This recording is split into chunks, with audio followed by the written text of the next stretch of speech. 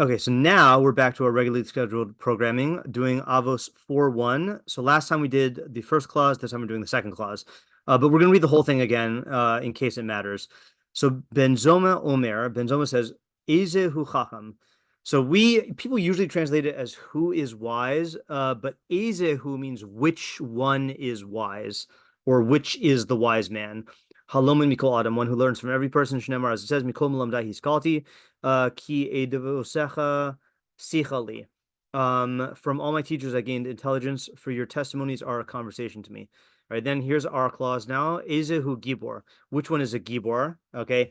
We'll go and translate Gibor later on. Hakovish es Yisro, one who conquers his inclination. Shnemar, as it says, Tov erachapayim mi Gibor umosha baruch milochet ir. As it says, better is one who is slow to anger than a Gibor, and one who rules his spirit is better than one who captures a city. Eizehu Ashir, who is wealthy, Hasamech B'chalko, one who's content or happy with his portion. Shnemar, as it says, Yagia Kapaka Kisilcho Ashrav Lach. Through the exertion of your hands, you will eat. You are happy, and it is good for you. Ashracha Ba'olam Hazeh, you are happy in this world. V'tov Lach L'olam Haba, and it is good for you in the world to come. Eizehu Mechubad, who is honored.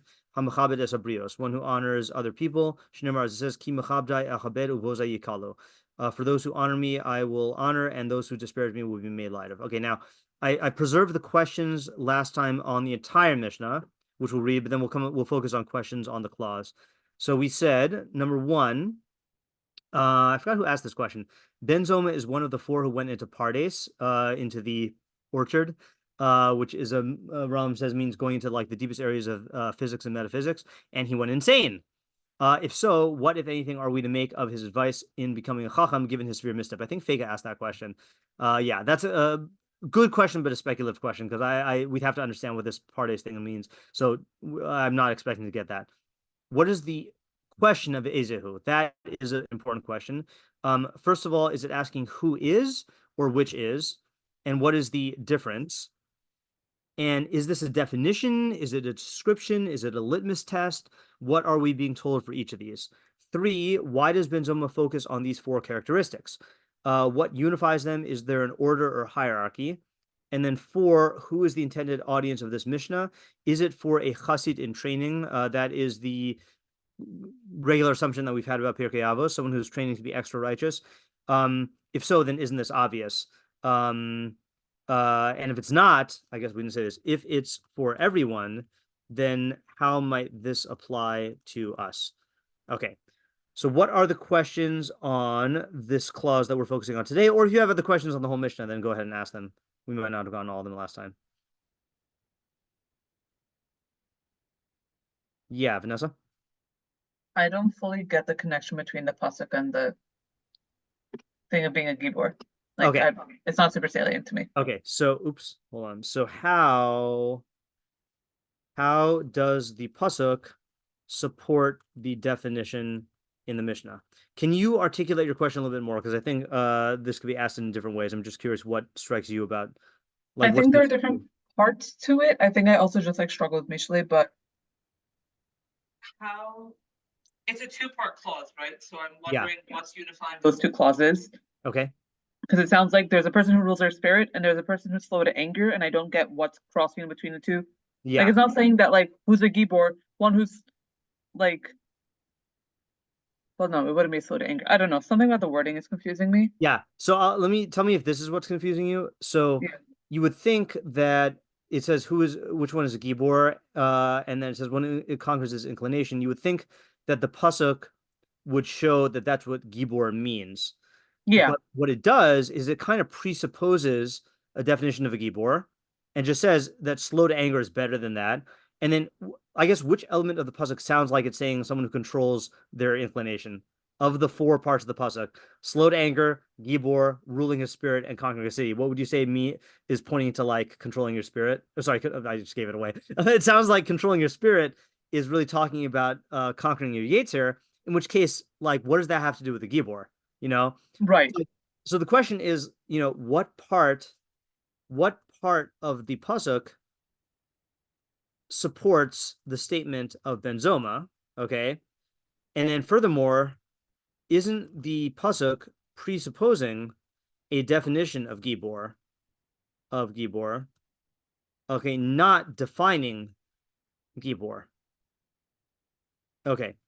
Another question I have on the pasuk, which I actually want to check out. So I said this before, but I'm going to keep repeating it.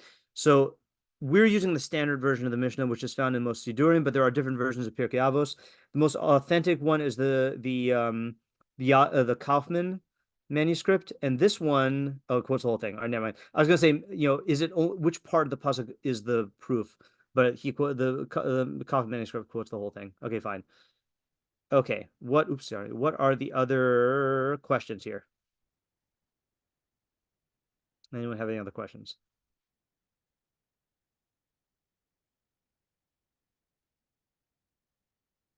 Yeah, Vanessa? I think this kind of fits in one of the larger questions we have, but yeah, the way the Mishlei, this pasuk is structured, like the Mishlei inside of this one, it sounds like we have slow to anger as like this top midah, then like ruling your spirit. Like, why is that hierarchy there? And if that hierarchy is there, and I'm reading that correctly, why are we not learning to be slow to anger? Why are we caring about the supposed lesson one? Okay, so I mentioned in the when I wrote the announcement for the shiur, then I said that this might turn into a Mishlei shiur.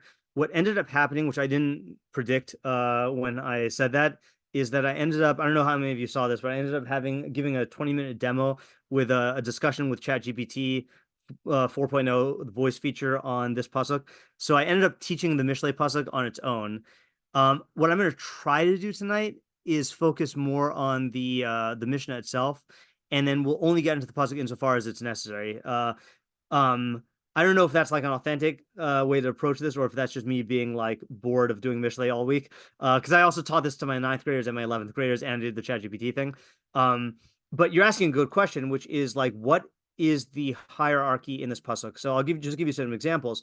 Some say, like Rabbeinu Yonah says, that it's really a double comparison, that slowness to anger is compared to ruling over your spirit in the same way as Gibor is compared to capture of a city. Okay. Others say it's like a fourfold hierarchy, where it's like Gibor's the lowest one, then Erech Apayim, slow to anger, is better than that, then capture of a city is better than that, and then ruler of the spirit is better than that, which is difficult to read in the pasuk, but there's like an intuitive sense that if you read it sequentially, this is better than that, and that is better than that. So we'll see how the commentary that we do tonight takes it. But so let me just ask this as a general question here, which is and what is the pasuk saying in its own right?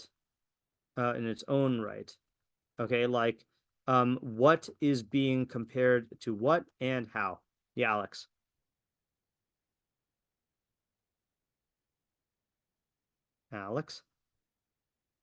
Might be a dumb question, which I'm okay posing. But... Oh, do you hear me? Yeah, I can hear you now. So I have a question which may be dumb, but like I don't understand what would be. You can hear us? Okay. What would be like objectively good about like capturing a city? Like I don't understand why that would be higher than any of the other things in the hierarchy you said. Yeah. Okay. So I'm gonna just include this in this question here. So what is good about capturing a city? Yeah.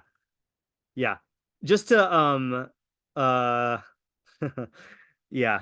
See, I feel like I'm just being dictated by the fact I taught that. So I actually gave 4 shiurim on this pasuk, just the pasuk this week. I gave it to the 9th, the 11th, and the 12th graders and ChatGPT. So I'm actually gonna cheat here. Okay, who did the best? I think the 11th graders did the best.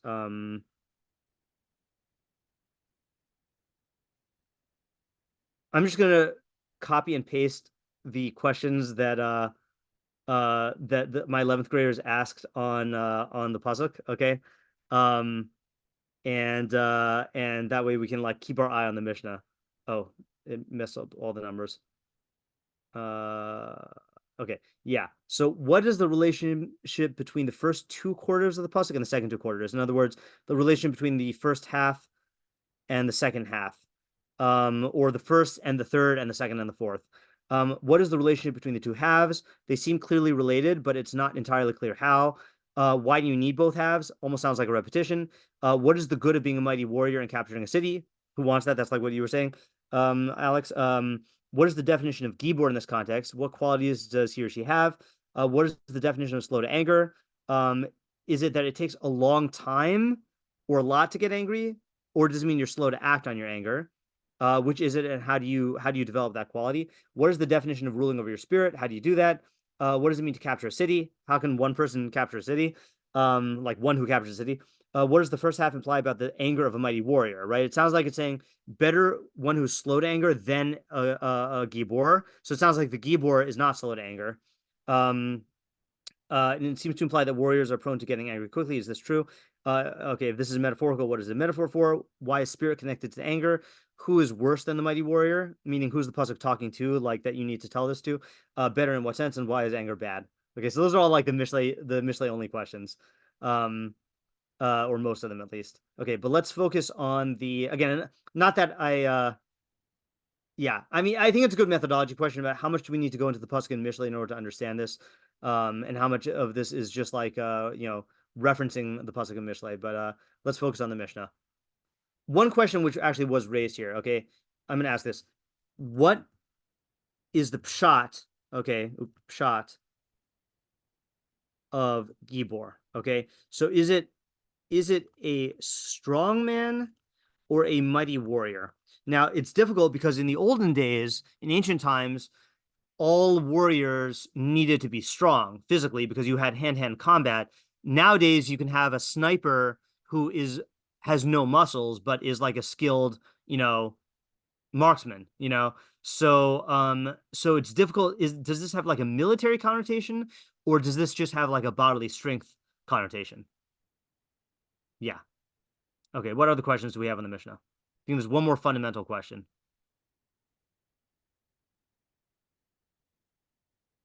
Yeah, Vanessa? Before I ask the question, can you just clarify what the two options for Gibor are in the Peshat? Yeah, strongman or warrior. In either of those situations, why are either of those defined by being someone who conquers your inclination? Okay, that seems to be like a jump. You're right. All right, that is a fundamental question. That's not the one I was thinking, but it is fundamental. So why should Kovish es Yitzro be the defining quality of the Gibor? Yeah, Lauren? Did anybody ask you about the pshatas of Yetzer? No. Let's Okay. actually, okay, good. Let's split this into two. What does Yetzer mean in this context? And what does it mean to like conquer your Yetzer? Okay, good. Yeah, that was the question I was waiting for. What does it mean to conquer? What to kovesh your Yetzer? Okay, so first of all, kovesh can mean to subdue or to like defeat. Okay, and then how do you do this? Yeah. Okay. Are those all the questions? I think a follow-up on that. Oh, sorry, Lauren has her hand up. I don't know if that was from before. Lauren, do you have an additional question? Sorry, no. Okay, that's fine. Yeah, Vanessa? What do we learn practically from either of those understandings of Kovish? Like, yeah, if you're supposed to subdue your inclination, how are you supposed to do that? And if you're supposed to totally defeat it, how are you supposed to, like, we don't get a lot of methodology here, but it does seem that the whole mission is supposed to be practical in some sense. It should be practical, right? We'll have to answer that, even if the Mishnah doesn't. Okay, so we're going to do something different tonight that we don't usually do. Usually, I try to provide a couple of meforshim, and then we try to get different ideas. So when I was going through this, I was actually a little bit disappointed that a lot of the meforshim were either incomprehensible to me, like I couldn't figure them out, or they did not provide an explanation that I found satisfactory. Okay. However, the Abravanel gave a really good interpretation. The only disadvantage of the Abravanel is that he's extremely long, and that's his style in general. So I think what I want to do is only do the Abravanel tonight. I might draw in from other mefarshim, which is why I opened them up, because a lot of them did say like isolated good points. But I just want to draw from the Abravanel, and we'll learn it according to him. Okay. So the first thing that he does is he asks a question which we did not ask. Okay. And I'm not going to translate it because, as you can see, it's extremely long. Or maybe I'll do what I always do in translation. I don't know. Maybe I'll summarize. Okay. But So he starts off with a question. And this is his style. He always asks questions and then answers them. So question number 4 on the Mishnah is he says, Baraya Shehevi al Eizehu Gibor HaKovish es Yitzro, on the proof that it brings for the statement of who's Gibor, one who conquers his inclination, from the pasuk Tov Erchapayim v'gomer Kihine ha'omer Tov zemizeh Yore she'en ha'echad ka'acher. Okay, so one who says X is better than Y, that indicates that one is not like the other. V'imkein ba'omer Tov Erchapayim Gibor more she'en Erchapayim Gibor hafech ma shehiktim ba'omer Eizehu Gibor HaKovish es Yitro. Wait a minute, maybe I misunderstood the question. So he's saying when you say that one thing is better than the other, you're implying that one is not like the other, right? Because obviously they're different in some respect. So when he says that slowness to anger is better than the Gibor, that would indicate that slowness to anger is not like a Gibor, is the opposite of a Gibor. But that is the opposite of the statement of conquering your inclination. So in other words, I think what he's saying is like this. He's saying, on the one hand, the formula of X is better than Y implies that X is not like Y. On the other hand, slowness to anger seems to be an example of Kovesh as Yitzro. If so, how can the pasuk be used as a proof that Gibor means Kovesh es Yitzro? Okay, let me think if I can come up with an example of this.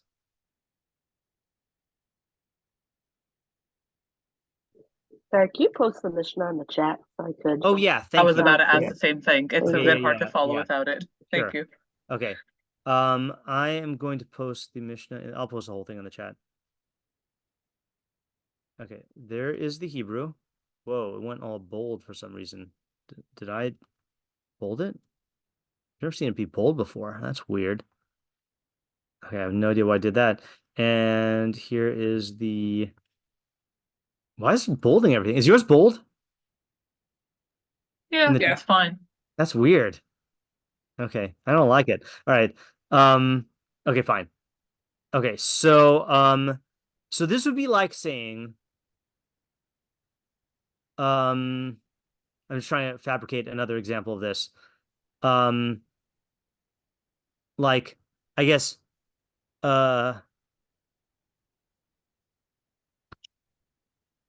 patience. No, I can't make up an example. Do you hear the question, or do you need me to explain it? I Is think he I hear the saying that? question. Yeah, is he saying that like slow to anger is better than Gibor in the pasuk? So how could he be Right. using that as proof that Gibor means Exactly. Yeah. conquering your- Yeah. Right. Yeah, I think so. Okay. All right. So I just wanted to note his question because he's going to try to answer. Okay. But now we get into his ideas. So he says like this. Eizehu Gibor Kovish Tizra. Ukvar hisbar b'sefer Amidos she'Gibor ye'amar ahasovel b'chozik hadvarim hamavchilim v'hamaves hapitomi ba'avur hatov v'hana'eh.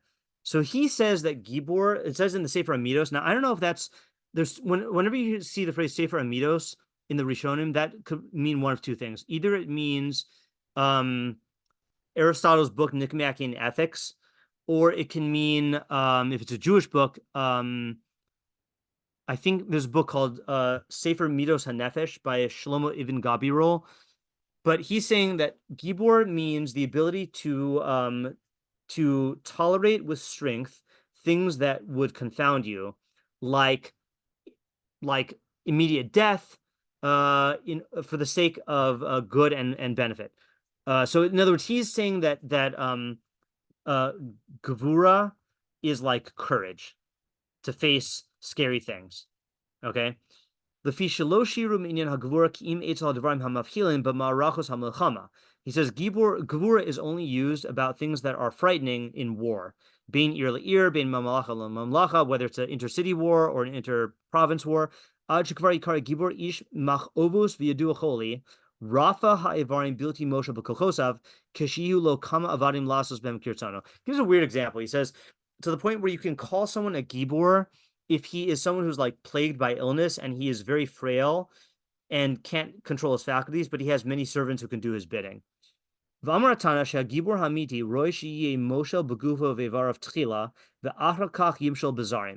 he says, the Tana is telling us that a true Gibor should first rule over his body and limbs, and afterwards rule over others.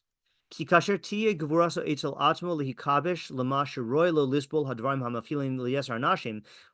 you master the ability to tolerate things that frighten others,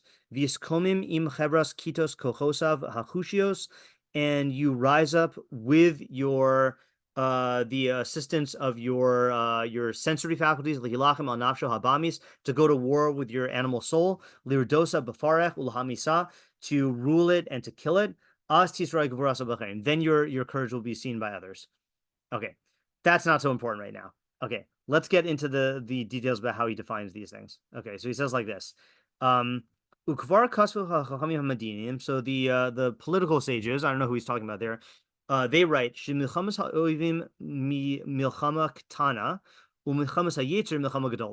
going to war with your enemies is a small war, but going to war with your inclination is a big war. Lefi shekeneged ha'oivim yesayu la'adam kol kochosav kol evarav v'yesh leim kein ozrim rabim. Oh, so let me. Okay, I'm gonna type this out. So he says, war against your yetzer war against your enemies is small compared to war against your yetzer, for 3 reasons. Okay, so 3 reasons are, number 1, he says, when you go to war against your enemies, all your faculties and limbs assist you. And if so, you have many allies. But when you go to war with your yetzer,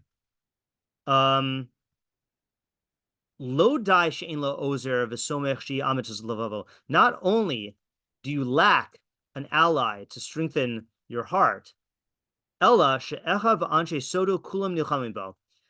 rather your brothers and your confidants are all going to war with you.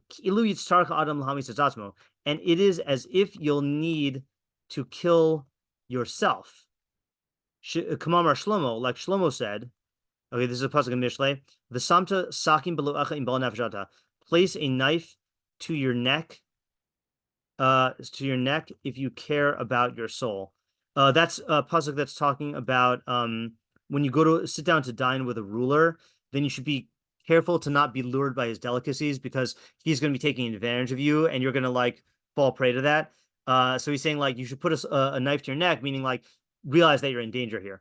Rotzelomar, in other words, im ata bal nefesh sichlis, if you are a master of your intellect, shehi goveres bach, and it rules you, ve'enecha bal chomer moshalacha, and you are not I guess a materially driven person whose physicality rules him. Roy shetasim sakim beloacha. It is fit for you to put a knife to your neck. Why do I spell it with a K? Neck. V'tamis tabascha, and kill your desires. V'tiske lahachas es nafshecha, and merit giving life to your soul. See, I always end up doing this. I always end up translating the whole thing. That's not what I want to do here. Okay. 2. V'yadua shehachnea ha'adam lifnei oivav hu. Oh, sorry. I preemptively I preempted this. This is not the 3 reasons yet. Okay, now he gives 3 reasons. Okay. This is true for 3 reasons. Okay. V'yadua shehachnea ha'adam lifnei oivav hu gimel sibos. So a person becomes subjugated to his enemy for 3 reasons. Okay. Achas, lios ha'oyev meluman b'milchama muchzak b'mimshala ve'in kelim machlim V'hu na'ar v'lo nisa lelechas be'ela ve'ein lo chazaka b'malchus kamo. So this is an allusion to David and Goliath. He says, your enemy is learned in war, and you are inexperienced, and you aren't as strong as he is. Okay. 2. Lakit elab masayim rabim rosalamar laoyev chaverim makshivim lakol ahuvim elab b'tivam v'hu yachid umisakir. Your enemy has many allies who are loyal to him, but you are alone. You are alone. Okay, that would be another reason why your enemy could beat you. And then the last reason is Siba Hagimel, im ze atmo yitztarach ala oyev b'hekreach. If you yourself are dependent upon your enemy, below yuchal lihimalit l'tzorcho elav lehekreach mizonosav, and you can't escape him due to your dependency on him for your livelihood.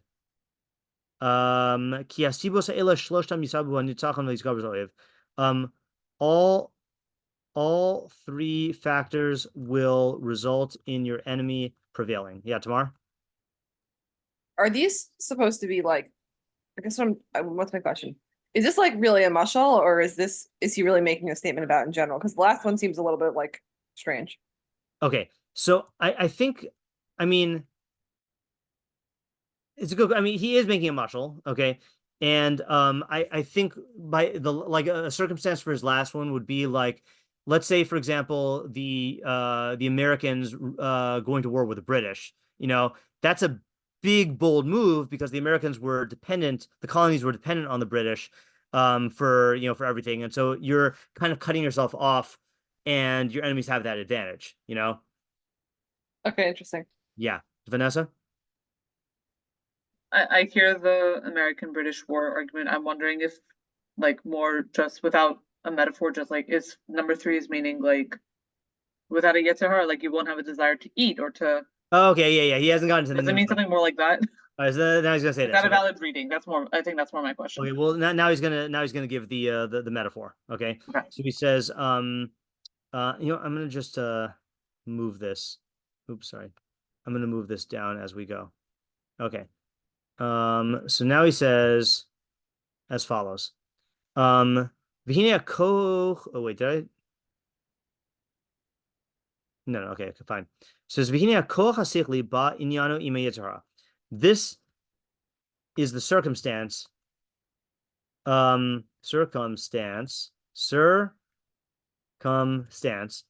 with your rational faculty and your evil inclination. Kihu ba'adam mitchilas briyaso. It is with you from your birth. Moshel b'chazaka b'kochosav, ruling forcefully over your faculties. V'kol chasichli lo yisorer ad hayoso ben yodalashana. But your rational faculty doesn't awaken until your 14th year. Okay. Ukaomrim yudgim moshana kadam yetzer hara leyetzer tov. Like Chazal say, the yetzer hara has a 13-year head start on your yetzer hatov. Shnemar, as it is stated, lepesachat hasrovetz, sin crouches at the opening. And I think Chazal interpret that to mean like at the birth canal. Ulezeh kara Shlomo es yetzer hara melech zaken. Okay, that's why Shlomo calls the Yetzer an evil king. Okay, because it rules over king. An old king, not an evil king, an old king, because it's been there for longer than the Yetzer Tov. Gam Yetzer hara. Okay, so that's number 1. So in other words, in this, okay, we'll summarize afterwards. Gam Yetzer hara chushim v'avarim kulam sarim el mashmaso. Furthermore, your senses and limbs are all subordinate to your Yetzer hara. Ohavim v'kosvim el hahanaos ha'olam hazeh They love and yearn for the pleasures of this world, haniros v'haniglos, which are visible and open, yoser minan hamuskalos anonimim, which are more visible and open than the abstract concepts. Okay, and then is what Vanessa said. Gam hakoch hazeh hasichli, also the rational faculty.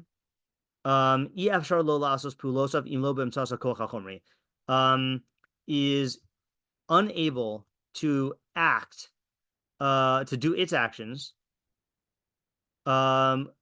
except by means of the physical faculties.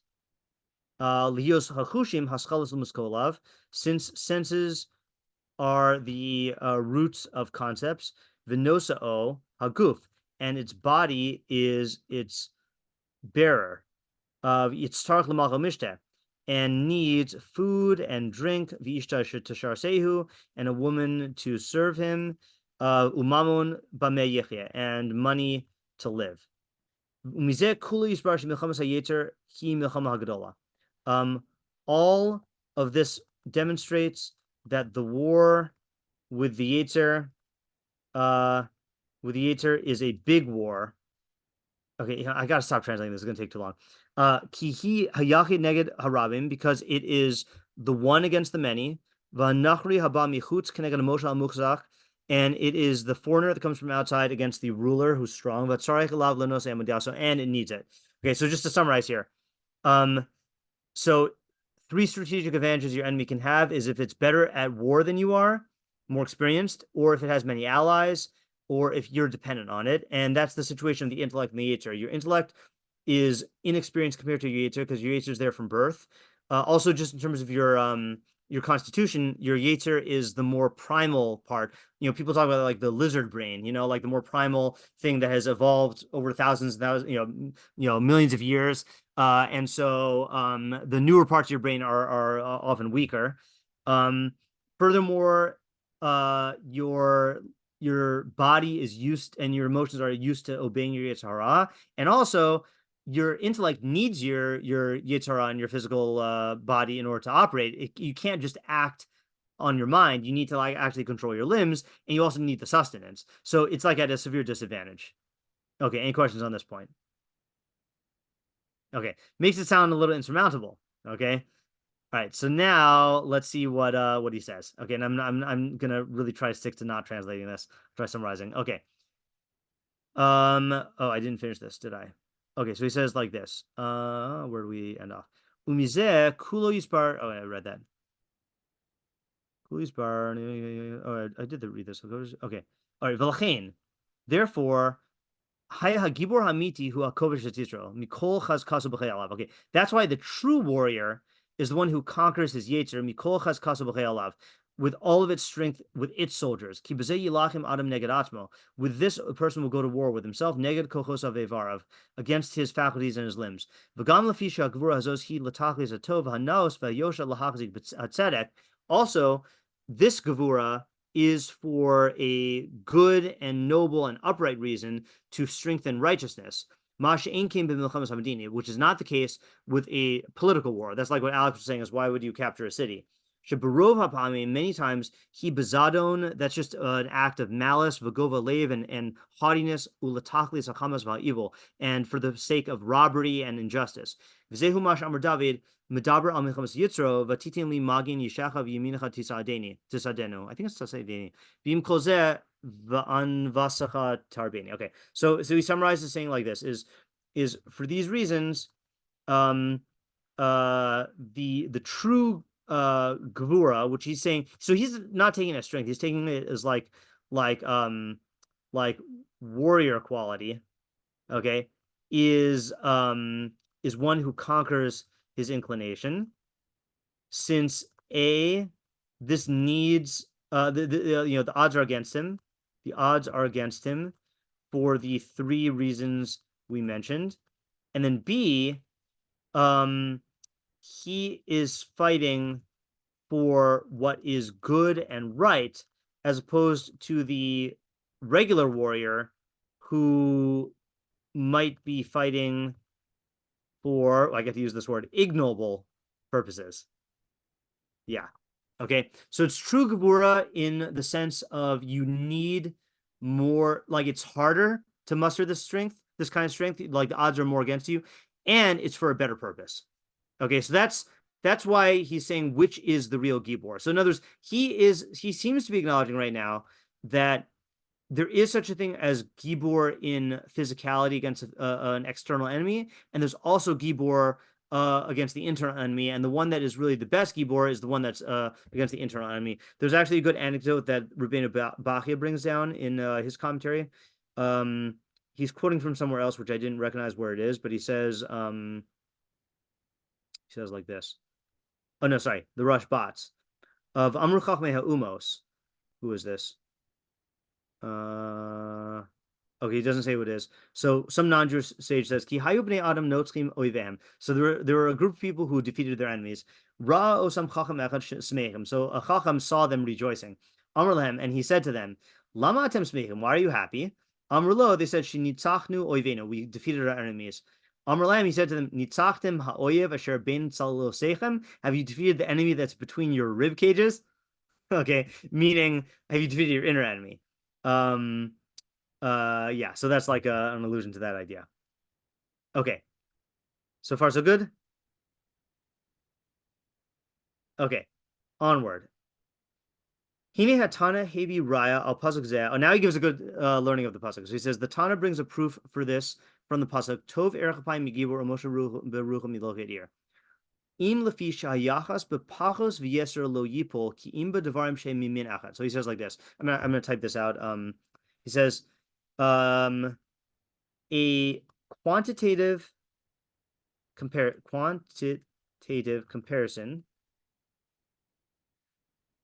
can only apply to things that are of the same type.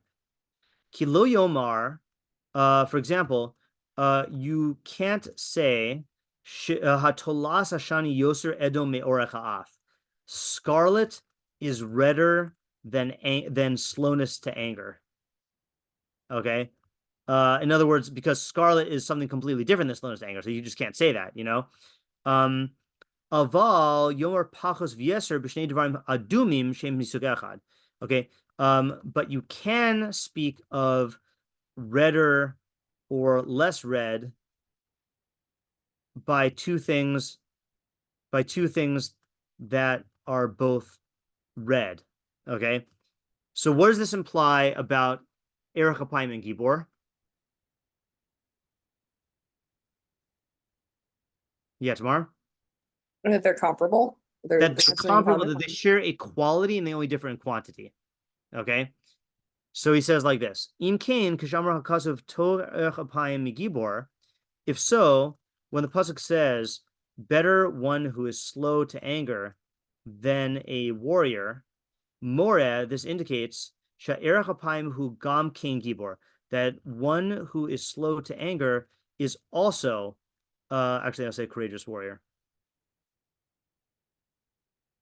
A courageous warrior. Because both of them are types of gevura. See, it's hard to get a translation of gevura here. Slowness to anger and ruling one's spirit. So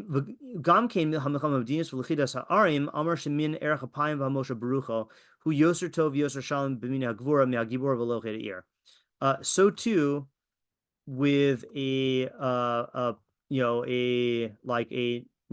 political war and capturing cities. Amar, he said that slowness to anger and conquering one's spirit, who yoser tov yoser shalom b'min hagvura, are greater in their quality of gevura than a gibor and a capture of a city. Okay, so he's saying that we have to look for the common quality in both of them. Okay, so let's see how he learns it. Yadua shagvura haharmonious yimsh. Okay, this is the nice move here. This is going to explain the pasuk. Yidusha gvura harmonious yimsu shnei inyanim. Okay, there are two aspects to regular gvura. Achas tchunas hanefesh kederach kol kinyan yashar malos, an acquisition of the soul, like all other character traits, virtues, really, like all of the virtues.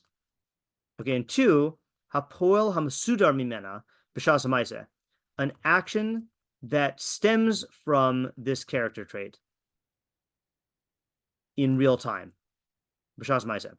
V'chein b'gvurus hayetzer, so too in the gvura of the yetzer.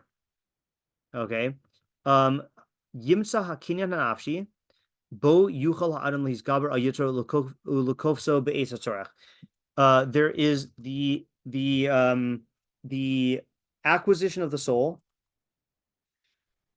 through which, too, a person can, in the moment, overpower their yetzer at a time of need. Vimkain hotza'aso al apol kasher yishtamash mimeno, and utilize it when it is necessary. Okay, so you get it. So he's saying that being gevura is a perfection, but it's also an action you can do that comes from the perfection. Okay, so what does that have to do with our pasuk? So he says, "V'hine al Torah hakinyan nafshi begvura ha'harmonious amar Gibor." So in the pasuk, I'll type this out. Yeah, see, I always have to translate. I really should just translate everything ahead of time. So he says, the acquisition of the soul in terms of regular gevura is referred to in the pasuk as Gibor.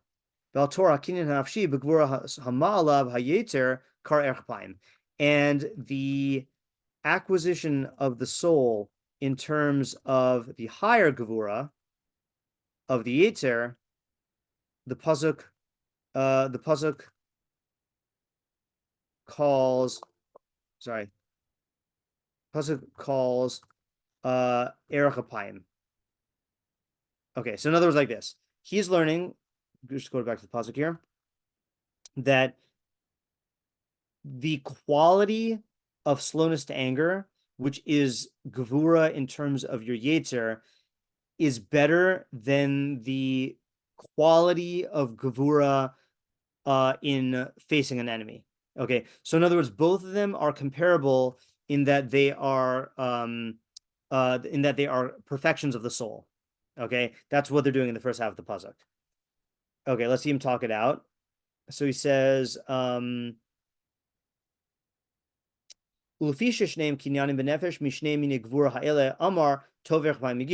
why you can say that since both of them share the quality of being acquisitions of the soul, you can say this is better than that. So in other words, it's not like comparing the redness of scarlet to the redness of slowness to anger, because scarlet and slowness to anger are two completely different kinds of things. Here, both these are types of gevura, of like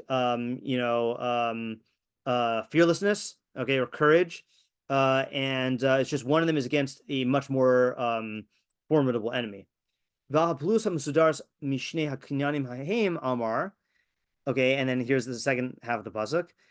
And regarding the actions that come from these dispositions of the soul, Amar, he said, one who rules his spirit is greater than one who captures a city. Okay, why? Because one who rules his spirit, this is the act that comes from the quality of erech apayim. Velochet ir, whereas capturing a city, is the act that comes from the quality of Gibor. Ukilu Amar, it's as if he's saying, Shayachas hakinyan al kinyan, yachas hapol al apol, that the relationship between one quality to the other is related to the relationship between one act and the other. Okay, so even though we haven't finished the idea, it's a very, very neat reading of the pasuk.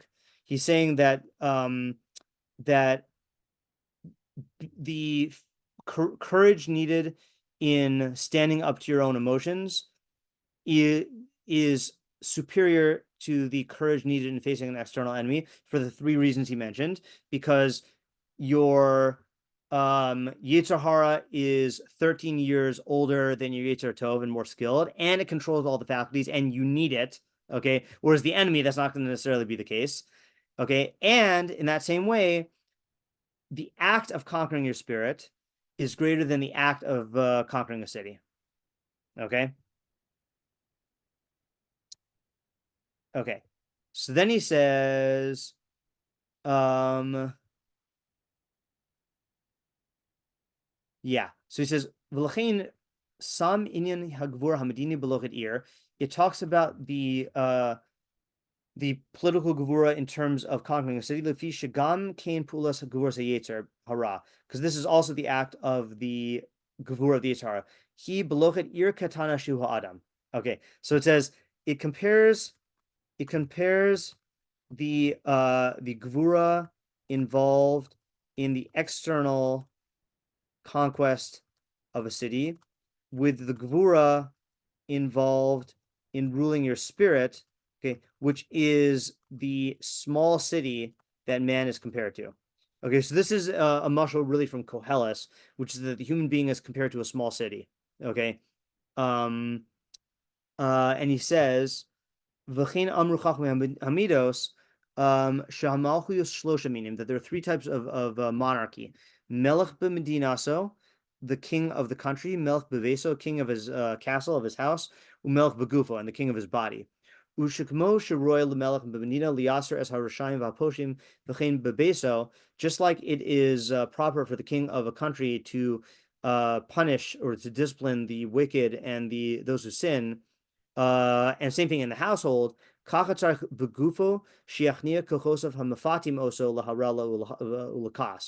too, you need to subdue your faculties that seduce you to do evil and to be angry, or to whatever other excess it drives you to do, and to strengthen Yetzer Tov. See, he's not really telling us how to do this, okay, but he is telling us what you need to do. Okay, so just to summarize here, that ruling the city of one's soul is analogous to the manner in which a person rules the big city. Okay, namely punishing the evildoers and redirecting one's desire for excess to desire for the good. Okay, then he makes one last point, and then we'll have to summarize here. It's also possible to explain shemem mi gibor umem mi lochet ir enam mem hayisron. So it's possible that when we say tov erech apayim me gibor, then it does not mean better is one who is slow to anger, because we're using the mem as a mem of comparison. Okay, rather, avahim mem hapoal. It is a mem of action. Kamo me Hashem yetze hadavar. From Hashem comes the statement or the thing. Me Hashem mitzade gaver konanu. From Hashem, the footsteps of man are established. Yomar. So what would that mean then? So he says it's possible that the mem, not meme, in the mem in both halves, does not indicate comparison, but origin of action. Okay. Therefore, im heyos kol gevuraso ma'arichapo. Oh, sorry. Yomar tover chapayim kishiye adam gibor. The pasuk is saying slowness to anger is good when it comes from one who is mighty. Ki im heyos im kol gevuraso ma'arichapo. Also, though, because if he utilizes all his gevura to delay his anger, then that is good. So too, conquering one's spirit, so I guess ruling one's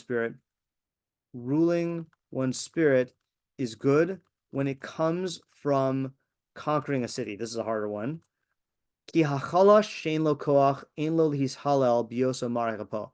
one who is weak should not praise himself for being slow to anger.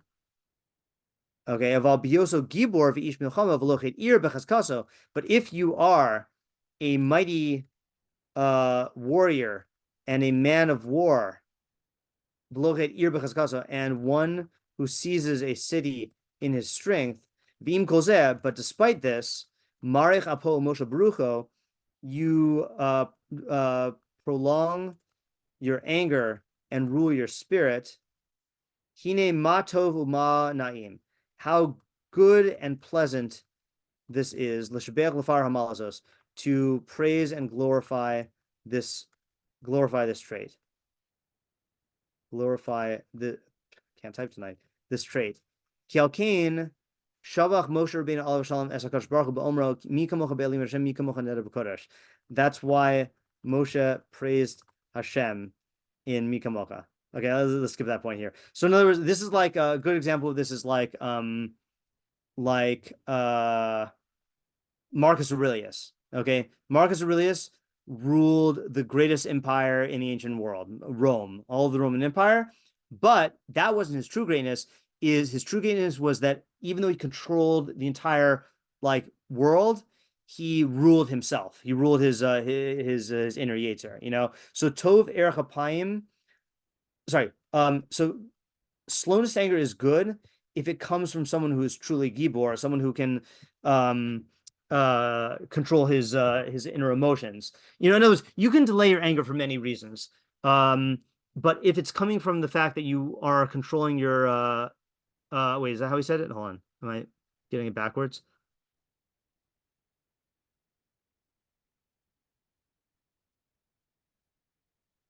Uses Gibor to delay his anger. Yeah, Tamar, what do you want to say?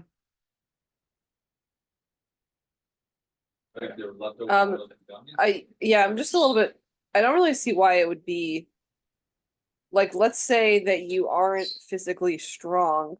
It seems like he's saying in that context, it's not impressive to be slow to anger, and I don't really see why that is. Yeah, so I think what he means by that is, so slow to anger, I think he's taking as like you don't act on your anger, okay, immediately. Okay, in other words, if you have no power and you don't act on your anger, that's not really praiseworthy. But if you have power and you don't act on your anger, then that's praiseworthy. In the first case, you're just stuck anyway. Say again? Like you just in the first case, you're just stuck anyway, I guess. You're saying like you don't act, but it's because you can't accomplish anything. Yeah, exactly. Right. Yeah. Whereas if you're a Gibor and you can beat someone up in your anger and you choose not to, then that erech hapayim is praiseworthy. So too, if you have if you rule your spirit, but you don't have any power, then okay, fine. But if you have the ability to conquer a whole city and you can control yourself, then that's good. Okay, so what do we get from this Abravanel? Let's do a grand summary here. Okay, I'm gonna try to do it from memory here. Okay, like I said, the pickings were surprisingly slim on this one, in terms of giving comprehensive interpretation of the Mishnah. So grand summary of the Abravanel. Okay, so that is not what I wanted to do. Okay, so point number one was, so he's going with this idea that Gevura equals the courage shown by a warrior, okay, of not being intimidated by scary things, not being intimidated by the enemy, not being intimidated by the enemy. Okay, that was point number one. We'll talk about it in a second. I want to gather the points. Point number two is that the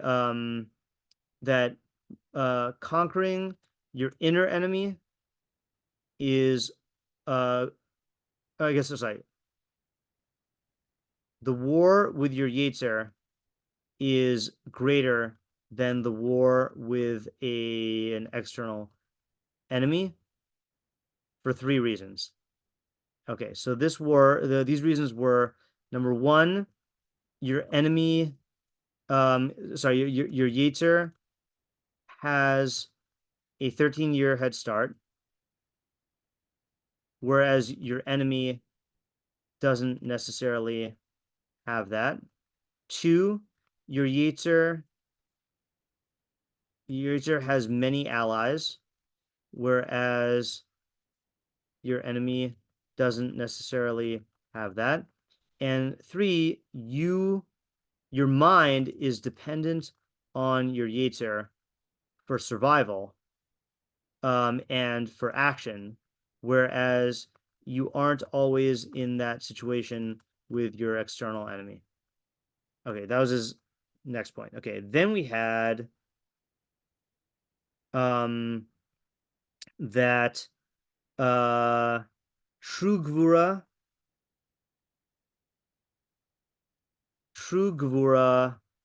of kovesh es yitzro is greater, not only for these 3 reasons, but because a victory in this war is a victory for what is good and noble and right, whereas a political victory might be none of those things. Yeah, Tamar? I'll save my question until after the summary. Okay, sure. Okay, so then he says that, so then he starts explaining the pasuk, which is that I'm just gonna go ahead and summarize his ultimate summary of the pasuk, is that the first half of the pasuk is talking about 2 qualities of gevura in the soul. Okay, one is against, erech apayim is against the Yetzer, and Gibor is against an external enemy.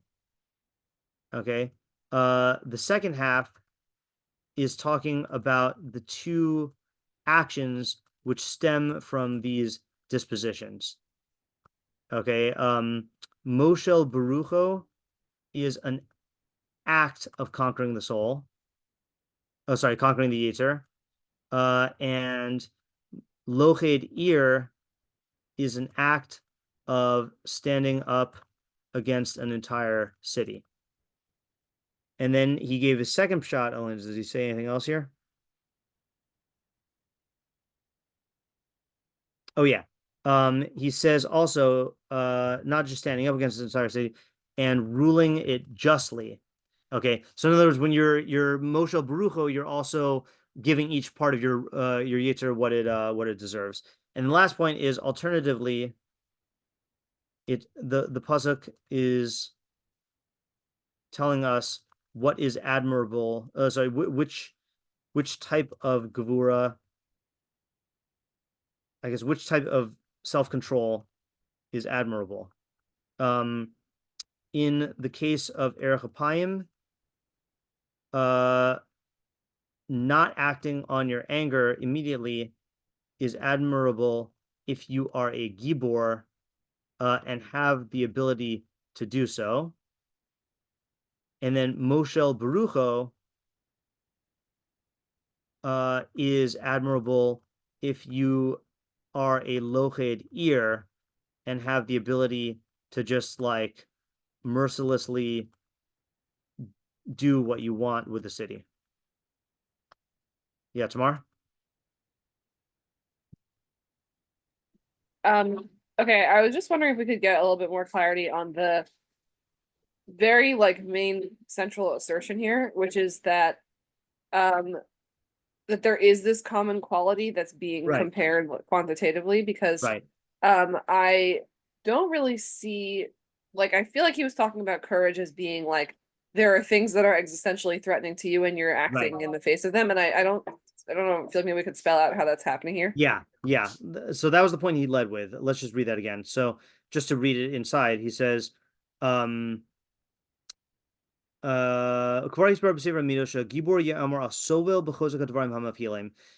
that Gibor is said about being able to tolerate in a strong manner frightening things, and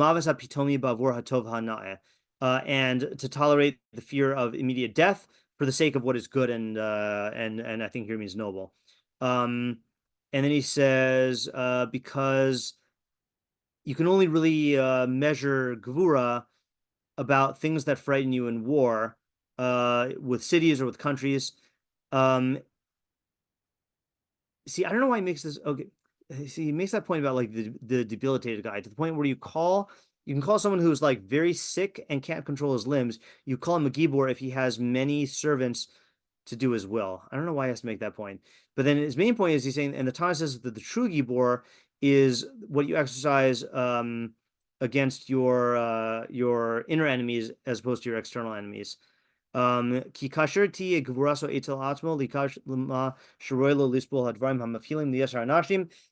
you can conquer your and tolerate the things that frighten you more than other people, and you could go to war with your animal soul, then your gevura will be displayed to others.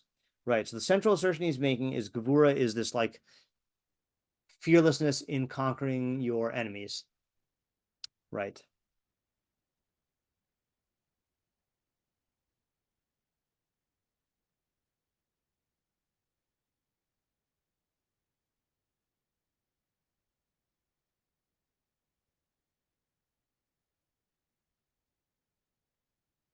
Yeah. Your question is, what is the main idea here, or the main insight, or your question is, what does he mean by that definition of gevura? I think my question is both. I guess I can try and spell it out a little bit. Yeah. So there are like two things being compared here, or there's a a physical version of equality and maybe another version of equality or something, right? Something is there's a connection being drawn, and I maybe in like a superficial like language level, I could see it, like the Yetzer Hara is like your enemy, but I don't see it in like an actual conceptual level what he's saying. Okay, so let me take a stab at this. Okay, so just to summarize your thing by saying Abravanel is comparing two manifestations of gevura, which he's saying is like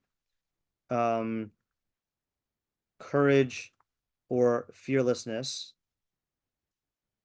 Okay, one against an external enemy and the other against an internal enemy. Right. So it does sound like he's saying, yeah, Tamara, you want to add to the question or you have an answer? I want to add to the question, I think. Sure. I think what's confusing me is that I feel like there's a connection being made that sounds like it's being made in terms of effect, but I think he's actually asserting something about like a personal quality, and I don't see the personal quality. Right. He is saying both, right? Because that's how he's learning the pasuk. He's saying that the personal quality is being called Erech Apayim and Gibor, and then the effect is being Moshe Baruch and Lochedir. Right. Yeah. Right. Yeah. So it does sound like he's saying that you need a certain fearlessness in order to conquer your Yetzer Hara. Like, we all recognize that you need a certain fearlessness in facing an enemy, because if every soldier just said, oh, I might die, thanks, but no thanks, and then they just like fled the enemy, then we wouldn't have any victories. So you need a fearlessness in order to defeat an external enemy. And the more of those three qualities the enemy has, then the more fearlessness you're gonna need. So he's saying there has to be a certain gevura, a certain fearlessness in facing your internal enemy. And that gevura is way more admirable and way stronger than facing the external enemy. That seems to be the central insight that he's trying to say. Let's just see if we could give an example of this fearlessness. See, you know what's reminding me of is a Gemara. Maybe it's reminding me of this because one of the other meforshim quoted it. It's in Sukkah. I'm just going to quote it in Sukkah Nun Beis Amud Aleph.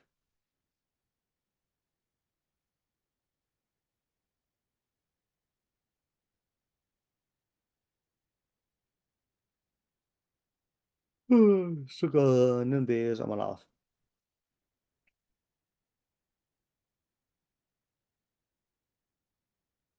Yeah. Kedidar Rabbi Yehuda. Rabbi Yehuda expounded. Lazi Lavo in the future. Mivio Hagash Baruch Hu Hara B'Shilchato Bifnei HaTzadikim Bifnei HaRashaim, and he'll slaughter it in front of the Tzadikim and the Rashaim. Tzadikim Nidme Lahem Kehar Gavoa. To the Tzadikim it will appear like a high mountain. Rashaim Nidme Lahar Kehut. Sorry. Rashaim Nidme Lahem Kehut Hasaira. And to the Rishaim, it'll seem like a little hair. Halalu bochin, v'halalu bochin. Each group will cry. Tzadikim bochin, v'omrim, the tzadikim will cry and say, Heach yachonu lichbosh har gavoa kazeh. Were we able, this is after they're dead, how were we able to conquer this tall mountain? The Rishaim bochin, v'omrim, Heach lo yachonu lichbosh esachut hasara hazeh. How were we not able to snap this little hair? Okay. And then it quotes a pasuk. God will also be astonished with them. Shnemar, as it says, Komer Hashem Tzvakos, Ki yifale be'enai sheris ha'am hazeh b'yamim ha'hem gam be'enai yifale. If it would be wondrous in the eyes of the remnant of this people in those days, it should also be wondrous in my eyes. So where's that? Let me ask you, what does that seem to have to do with, or do you think it has to do with the Abravanel's idea? The Rebbeinu Bach is the one who brought it down, but oh wait, where'd it go? Yeah. What do you say? Is there a connection here?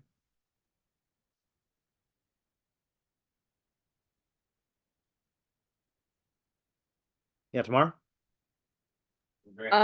So this, I mean, sounds like a related analogy maybe, but to me, I think the thing that's sort of bothering me, or the thing that I want elaboration on, is why you need to be fearless and fighting Ishtahar as opposed to like strong.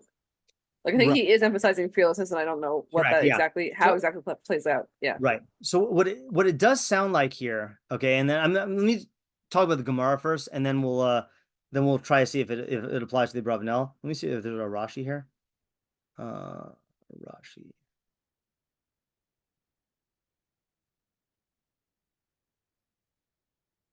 Yeah, Sadikim Bochim, she's crying b'tzarashim shailhem lichbosh harasha hazeh b'chehem. So the Tzadikim will cry because they remember the suffering that it took for them to conquer this Russia, meaning the Yetzer Hara in their lifetime. Yeah, give me 1 second.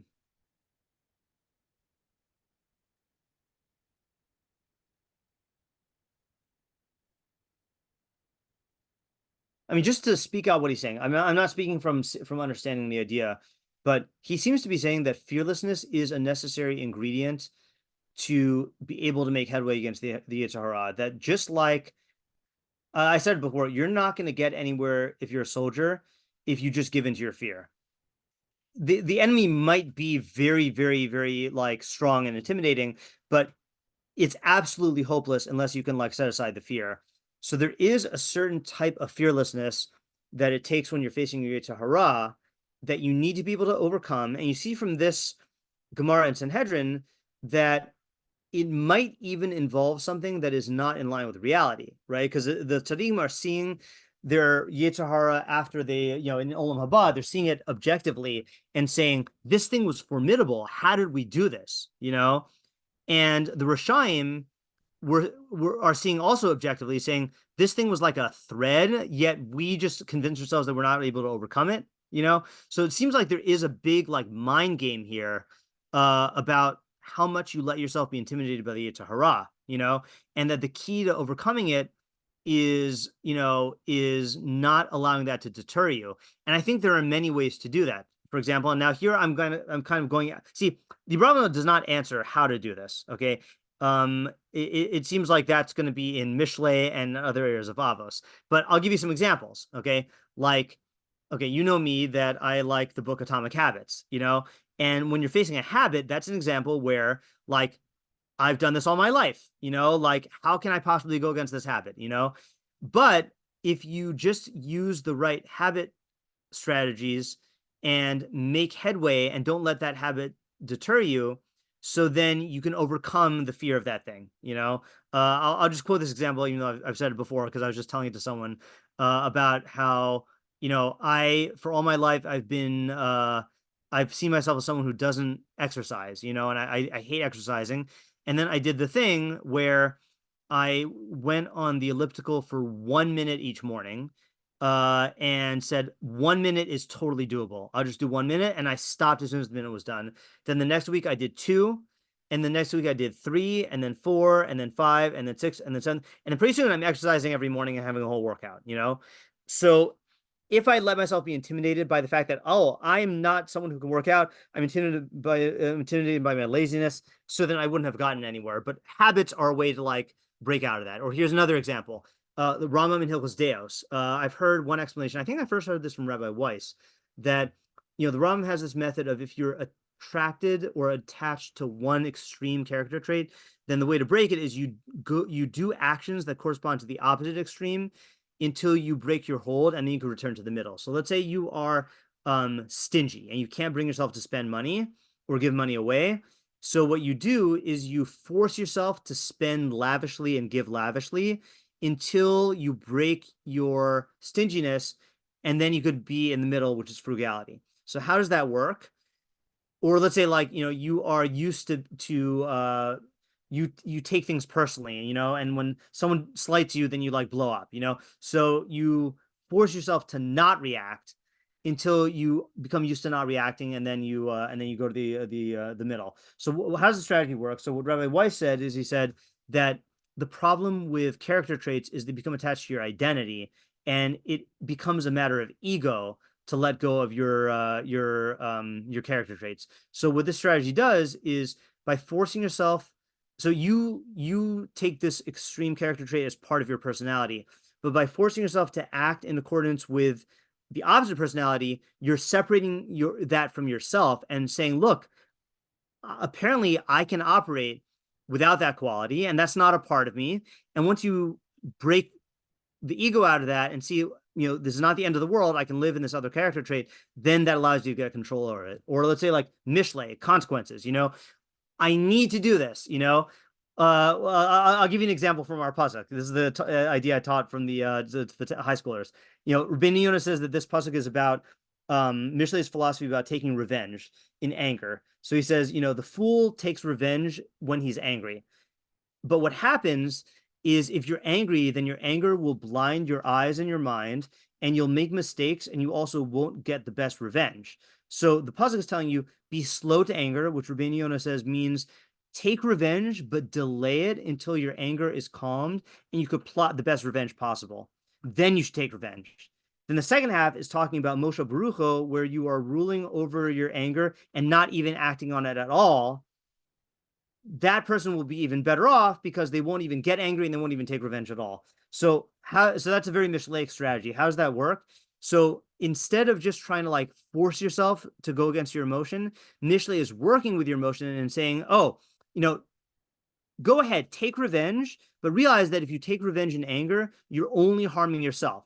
So how about this? Try using Chachma and take revenge intelligently, and then you become attached to that, and then eventually you realize that anger itself produces bad consequences. So all of these are strategies where, like, if you let yourself become intimidated by the enemy of your Yetzer Hara, then you won't take any steps. But if you use these strategies, then you won't let the enemy intimidate you, and proceeding with that fearlessness will allow you to like implement the strategies to like undercut the enemy. Yeah, Tamar? Can I try and sum up? I feel like what you're saying answers my question. Sure. It'd be good for me to try like 2 sentences. Yeah, sure. If that's okay. Yeah, okay, I hope it answers your question. Yeah. Yeah. Okay, so I think it's like there's a couple of things, right? So when you have a physical enemy, you're afraid, you're intimidated because you think you maybe can't defeat them, and you're also maybe afraid because there's like an existential threat. And I feel like the intimidation, I feel like you're talking about a lot of different examples of where you feel like you can't overcome a certain problem that you're having or something that you're doing or whatever. And that's one thing that you need to sort of go up against with your Yetzer Hara. And then also maybe this thing that Rabbi Weiss was saying, you said, right? That maybe there's also an existential threat of getting rid of a character trait that you believe is part of yourself. Right. That's good. That's a good answer. That's a good sum up of the answer. Yeah. And look, there could be many more. And that's why the more I'm talking myself into this, the more I'm convinced that, according to Abravanel, this is not telling you how to conquer your Yetzer. What it's telling you is that there is a type of gevura that is more valuable than what we think of as the normal gevura. Just like when we did the chacham thing, I know this was a couple of weeks ago, right? We thought, people think that chachma means having knowledge, but the real person who is going to be kama chacham is someone who loves knowledge and is willing to do whatever it takes for it. So to here, this is reframing gevura. People think that the Gibor is the person who's fearless in battle, but the real the true fearlessness against the more formidable enemy, and the fearlessness that will reward you more when you actually act in accordance with it, is the Kovish Yisro type. Yeah, Lauren, did you have your hand up? Yeah, I wanted to know about his last point where he says that a Gibor is specifically better to be a Gibor and also Erech HaPayim. Right. I guess I'm curious where he's getting that, because I understand his first point is saying you have Erech HaPayim and Gibor, and they both have these two qualities of courage, but one of them is better than the other because one of them is conquering spirit and the other one is conquering a city. But how does he get the idea that it's really talking about someone who is also a Gibor? Right. So it sounds like his last idea is saying that the very fact that if you have a Gibor who is meaning a traditional Gibor who is also Erech HaPayim, we recognize that is better. That is a proof that the true Gibor is the Kovish Yitro. In other words, if you look at a person who is let me think about it for 1 second here. Hold on.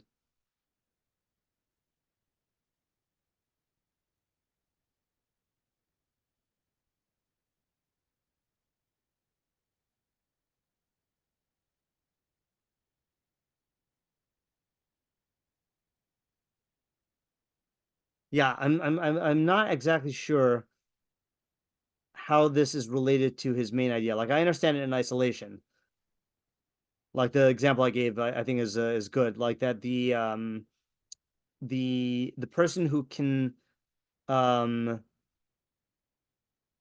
seize a city and still maintain his self-control. There are a lot of people who can be self-controlled, but if they get in a position of power, then they lose control, But if you can maintain rulership over a city and maintain rulership of your city, so then that's a superior quality. But I don't see directly how that has to do with fearlessness. Yeah, I'm not sure. Yeah, it seems like it's an added idea. Right. Right. Works for the puzzle on its own right. Okay, so I think I'm gonna actually have to stop for today. I actually I've been up since 4, because I had an early flight, and it was one of those things where I was getting up every hour before the alarm, and I think my mind just hit the end point. But I know this was not the way we usually learn Pirkei Avos. Usually we have bite-sized meforshim and we learn each idea. But I would have done that if I could, but the Abravanel was the only one I saw who painted a full picture that I understood. And I do think it's very interesting because I think we think of Kovish as Yitzro. I'll throw in one more idea that came up when I was at Alex and Oren's for Shabbos. That what happened was, Alex, I know you felt bad about this. You don't have to feel bad about this.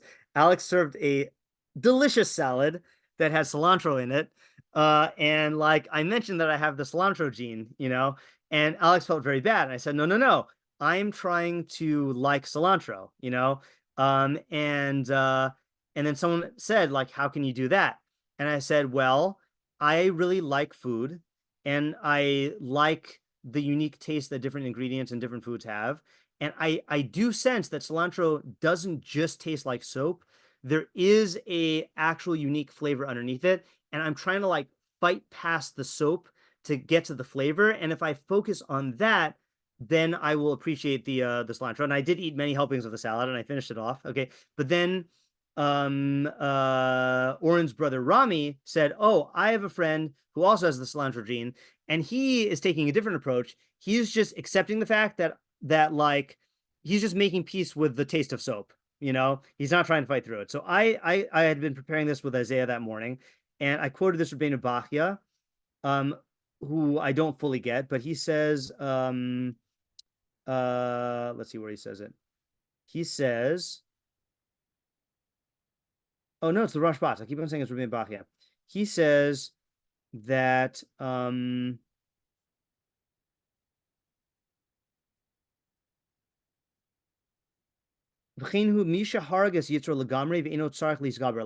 so the second half of the pasuk is talking about someone who kills his yetzer completely and doesn't need to rule over it anymore. Ukumosh Amar David, v'libi chalal b'kirbi. My heart is hollow within me.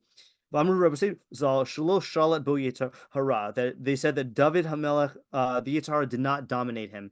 Hashutfin Shiratzu. Vamru B'Haggadah, so there's a midrash that says, Shenilcham imo v'harago, that David went to war with his Yetzer and killed it. How so? Yesh omrim b'tainis. Some said that he did it through fasting. V'yesh omrim shepirish min ha'isha v'hinicham sroros almanos chayos. And some say that he separated from his wives.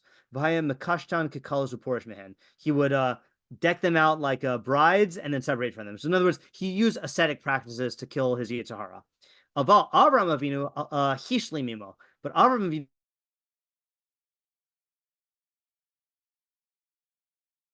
Avinu made peace with his Yetzer Hara. Now, as it says, 7, when Hashem favors the ways of a man, even his enemies make peace with him.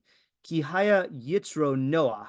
Avram Yetzer was subdued, or was calm. So in other words, there's two methods of defeating Yetzer Hara. There's fighting it and like annihilating it, which David did through ascetic practices, and then there's coming to peace with it, which is like, that's like the derech I showed you with the Ribbon Yonah on the pasuk of like, instead of trying to eliminate your desire for revenge, you embrace it and give into it and say, oh, you want revenge? Use chachma.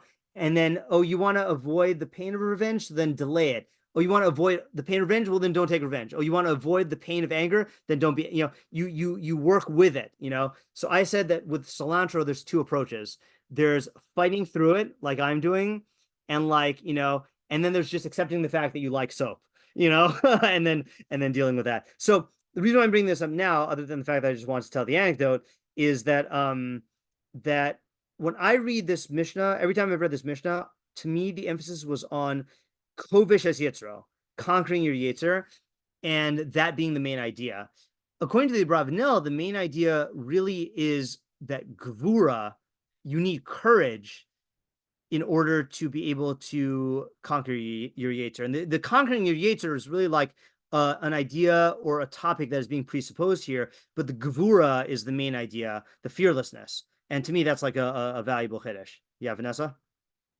I wonder if like the conquering your yetzer is like the overarching idea, and then the pasuk has the two sides of it. Like the being slow to anger is like the subduing part of me, like, okay, let's the working through it part.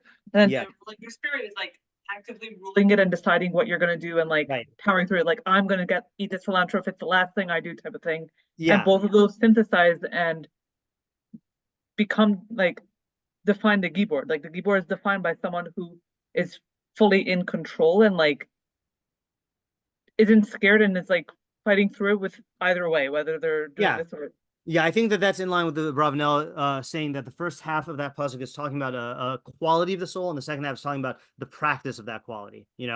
My only point before was just that I don't think, according to the Abravanel, I don't think the Mishnah is instructing us on how to be kovish the yetzer. I think that is through many other areas in Avos or in Mishlei or in other areas of the Torah. Yeah, Lauren?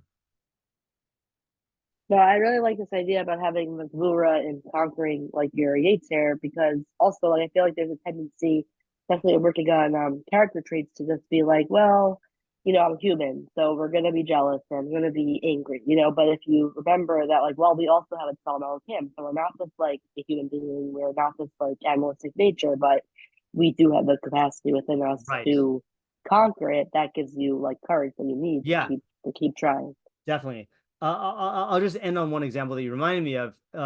Is the I think any example involving someone who is battling with addiction is like, that's where you really see the bravery. Like to really, whether it's the bravery in facing the fact that their lives are unmanageable, or whether it is like going to rehab, or whether it is going back to rehab, or whether it's like making the decision to never drink again, like that's real gevura, and there is an example of where the gevura is going to be the main determinant of whether they are actually successful in conquering their yetzer, you know.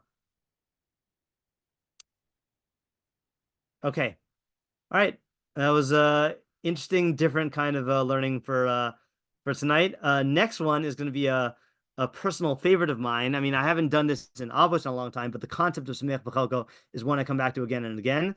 So I'm interested in that. I think I will do the same thing I did last week, is put out a survey just to see who's available. I know, a lot of people have various sorts of breaks at this time, so we'll see if we have shiur on Thursday and Friday, or one or neither. Okay, but thank you for coming tonight. Hope this was worth it. Thank you. All right, Thank you, have a good Rabbi. night. Thank you. Trauma. Bye. Good Shabbos. Shabbat shalom. Shabbat shalom.